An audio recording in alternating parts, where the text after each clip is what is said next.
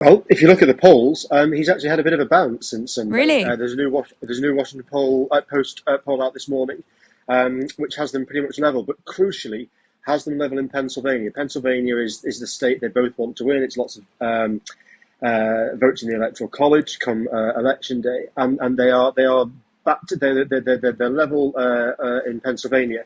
Democrats don't win the White House without winning Pennsylvania. Harry Truman was the last Democrat to win the White House without getting Pennsylvania. So that's really obviously bad news for Kamala Harris. She had a very good debate last week where she won against Trump, but of course she's not pulling away. And we might all write that she did very well. She beat him, and the debate went very well for her. But in the eyes of voters, she's not quite doing enough at the moment. And on Pennsylvania, are there any murmurings at all that Josh Shapiro might have been a better choice if Trump starts to pull away in the polls there and Harris decided not to pick Shapiro in that opportunity as her vice presidential running mate? Do you think there might be regrets in that instance?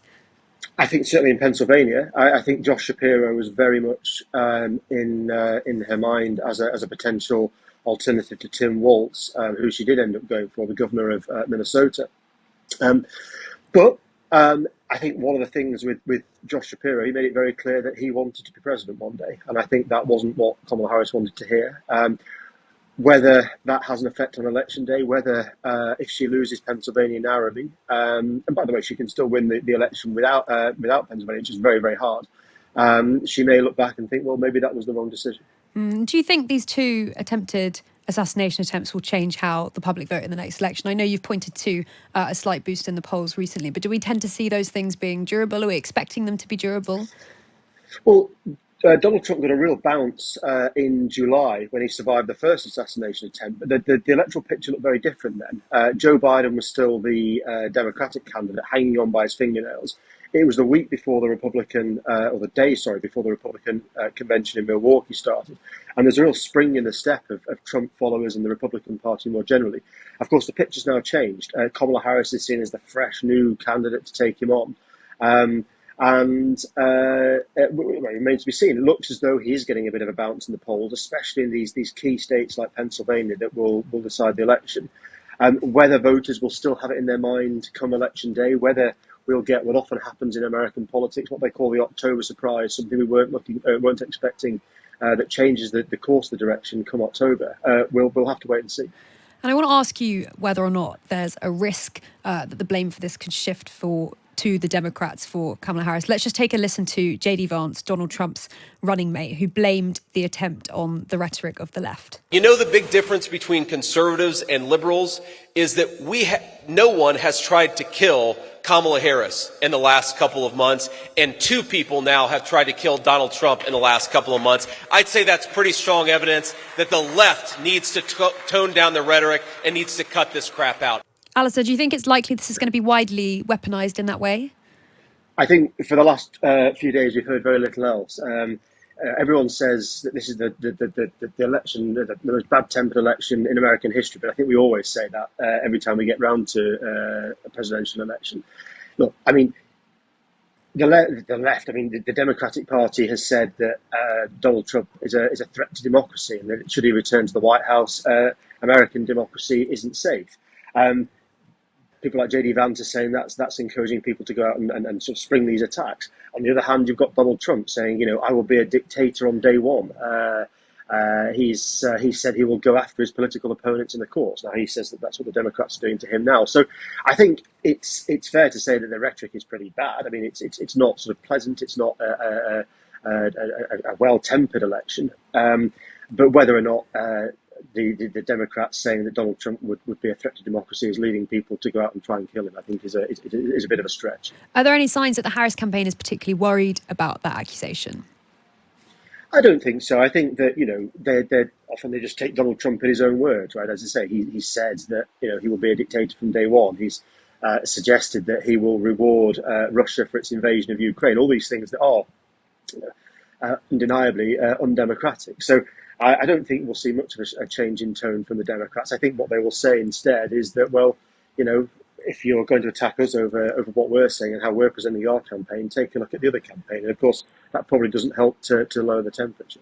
Can I ask about the broad picture of the polls at the moment? We're now 46 days away from the presidential election. Is it still extremely close? It's very, very close. We wrote a lot last week about how she'd had a slam dunk victory in the debate, which I think she did.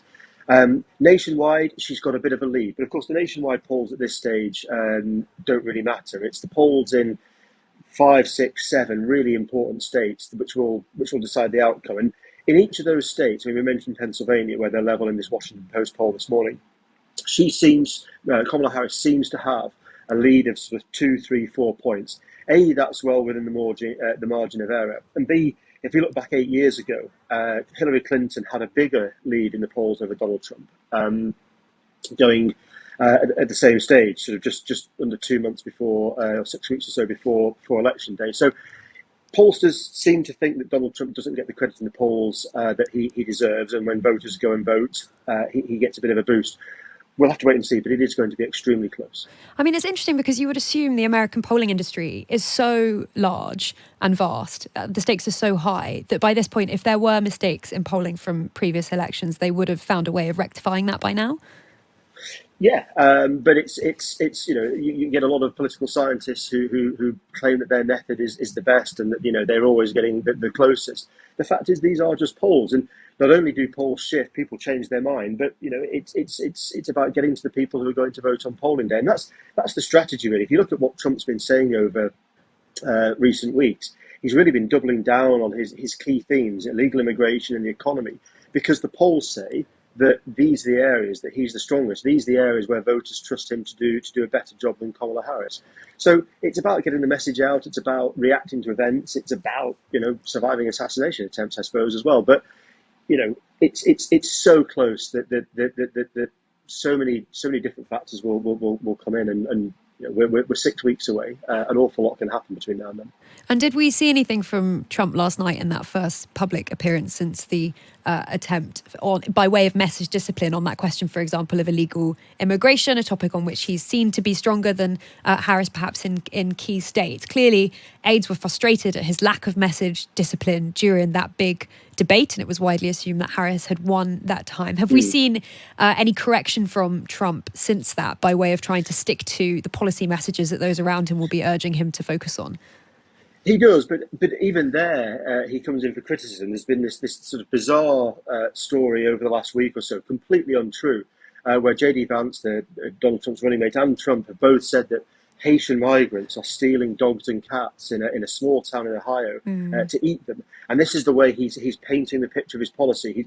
He's trying to bring some colour to this idea that illegal immigration is a threat, and of course it's all Kamala Harris's fault. So yes, while he is sticking to the message, I think that a lot of people are criticising him for the way he's doing that. Still, it's clearly having some sort of impact. He lost the debate quite heavily, I think, last week. And as we say, the polls are still very, very close. And we're not expecting another debate anytime soon. We've got a vice presidential debate in New York on the 1st of October. But between Kamala Harris and Donald Trump, no. I mean, she says she's keen for another one. If she did win last week, then that's understandable. He said that he won last week, and that there's no need for him to debate again because the public can clearly see that he's the better debater. I'm not sure that's quite how the public see it, but I don't think we're going to see them both head-to-head anytime soon. Certainly not before the election. Well, we'll be watching those rallies even more closely, I would expect. Alistair Dawber, thank you very much for joining us, Washington correspondent for The Times and The Sunday Times.